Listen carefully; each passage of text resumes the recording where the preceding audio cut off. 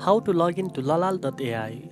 First of all, open your web browser and go to the official Lalal.ai website by typing Lalal.ai in the address bar. Next, look at the top right corner where you will see the login button and click on it. Here you will see several options to log in, including Google, Facebook, Apple and email. If you choose Google, select it and sign in using your Google account credentials to access your Lalal.ai account quickly. If you select Facebook, use your Facebook login details to sign in without needing to enter extra information. The Apple option lets you log in securely using your Apple ID if you have one, linked to Lalal.ai. If you pick email, enter your registered email address, then enter the verification code sent to your inbox to complete the login.